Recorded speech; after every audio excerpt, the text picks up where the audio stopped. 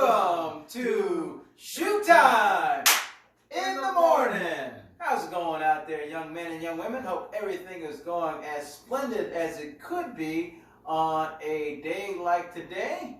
And we are just going to do some brief refreshing and some review before we move on to today's lesson. So, remember so far, we've learned the squats.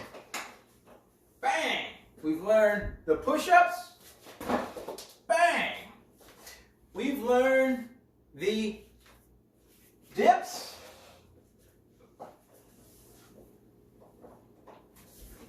We've learned the plank.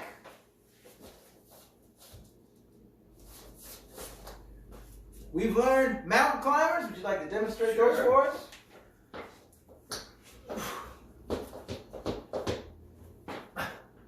And today, we're going to kind of put these things all together. You should be doing these kind of things, getting a workout 3 times a day, at least 2 before you go to bed and when you wake up in the morning. But afternoon is a great time too. But now we're going to have a great way to put these all together. We're going to let Mr. Mohnhemwig tell you how to do it. So we are going to add all these up minus the, what were we going to minus? The dips. Because we don't want to have you interfere with the exercise and get a chair in the way. So we're going to do burpees, okay? All the exercise we've taught you minus the dips. So here's how we're going to do a burpee. And before I do a burpee for you, many of my students know how to do it, and many of Mr. Shoemake's students know how to do it, but we would challenge you to get other people involved. Maybe invite your mom, your dad, brother, sister. Invite them to kind of join in on the fun. These aren't easy. They'll start to burn, but when it starts to burn, that's when it gets fun. You know, if you make friends with pain, you'll never be alone. So when it starts getting painful, like Mr. Shoemake and I have talked about, progressive overload, try to get a couple more repetitions in there. All right, so here's one burpee. Now we're going to challenge you to do 5 of these in the morning, 5 in the afternoon, 5 in the evening, 15 total. 15 total. You can do a rep of 1 and rest for a moment, a rep of 2, rest. I would challenge you to try to do 5 in a row in the morning, 5 in a row afternoon, 5 in a row at night. All right, but I'm going to do 1 because I don't like to show off. Here's 1. Let's start push-up position. All right. Actually, I was just testing you. You don't start push-up position. You do a quick jump. The rule I say is both hands over your head. So if you want to do alligator arms like this, that's fine. You're going to go jump up, go down to push-up position. You're going to do 1 push-up. Boom, up. Then you're going to go down to an elbow plank. Mr. Shoemake actually added this to my burpee, what, a year ago? Yeah, 2 years ago. 2 years ago. So push up, elbow plank. 1 more push up. And then 10 mountain climbers. 1, 2, 3, 4, 5, 6, 7, 8, 9, 10. And then we just call in-outs. In, out. In, out to the right. In, out to the left. In, up. That's 1. Like I said, we don't want to show off, so we're not going to show the other 4. But 5 in the morning, 5 in the afternoon, 5 at night.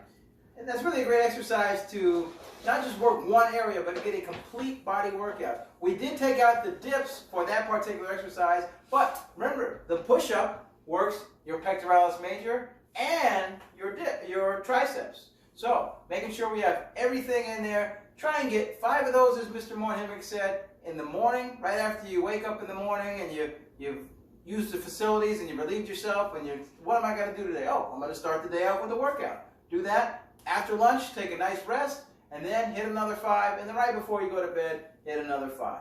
All right, Mr. Mohnhemwig, we have some more questions pouring in. This one here is from Rashid. Rashid says, what is one thing that you could do differently, or that you would do differently if you had to do middle school over again? Well, great question. For me personally, I would concentrate on making my own mistakes. I did a lot, Mr. Shoemake, repeat mistakes. I would see someone make a mistake, and I'd say, ooh, that's not good. And then the next day, I'd do the same dumb thing that they did the day before.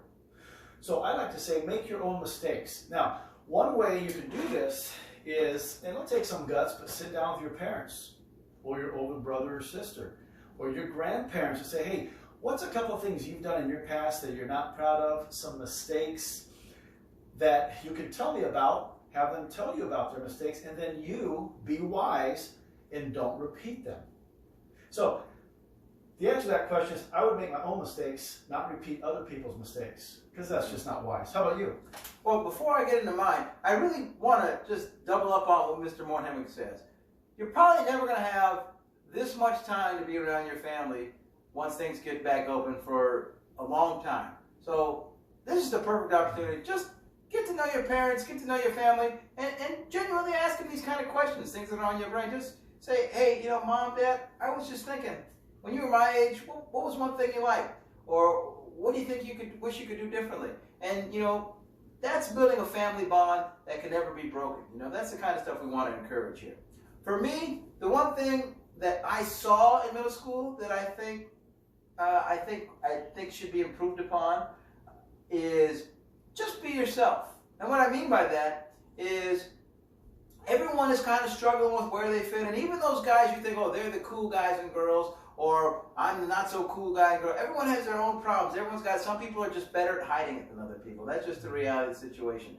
So what I'm saying is, for yourself, you just be yourself. And if people like you, then great. And if people, you're going to have people you're going to be around, and people like other things, well, that's great. That's what makes the world great, is diversity. You have a variety of different interests and different things that you like. For me, personally, the things that I saw, I never really tried to be too much what other people wanted me to be, but I would sometimes, if I were around a different group of friends, I would, not let on that I like something, So I never, would never not be myself, but I would like things around certain other people, and I wouldn't, maybe around my football friends, let on that maybe I liked a certain type of music, something like that. And I wouldn't say that I would deny it, but I just never would bring that part to the people. I say, just be yourself, and you let people know exactly who you are, and you know what? That's the most important thing. You're going to be you, and you be the best you that you can be, and find people who like you for who you truly are.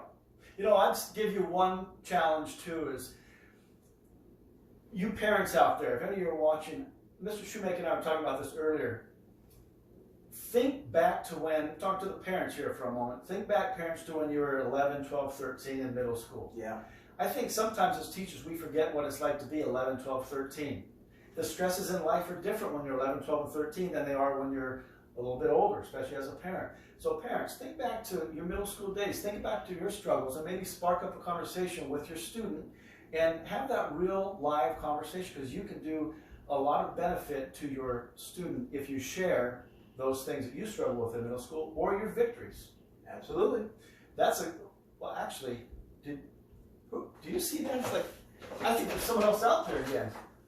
I see Alex, Hayla, Evelyn, Aaron, Matt, Jahan. Oh, there's Sanvi. Oh, there's Savannah. There's Giselle. Maro, Jake, Shane, David. There's Arab. There's Colin. Oh my goodness. Marcus, Patrick, Stanley, Iris, Marlon, Hunter. There's Jonathan, Ethan, Sarkis, Arisha. My goodness, there's a bunch of people. Why do we do this? Building healthy relationships. And what's the purpose of Mud Heart? HR squared. Honesty, respect, responsibility. Guys, we love seeing you. Right now, this is probably the most unique experience that you've ever experienced. Mr. Moore-Hemmick, in your years of wisdom in life, have you ever seen it where the country or the school has been shut down for an extra amount of time? I never have. This is new for us too. This is going to be something that more than likely you'll never see again. And we'll probably never see again. So embrace it. Spend time with your family. Make sure you build those healthy relationships, not just with your friends, but with the people that are responsible for bringing you into the world and creating a healthy environment at home. That's really important. Stay healthy, stay responsible, stay respectful, and keep on pushing. Push on 3. 1, 2, 3. Push!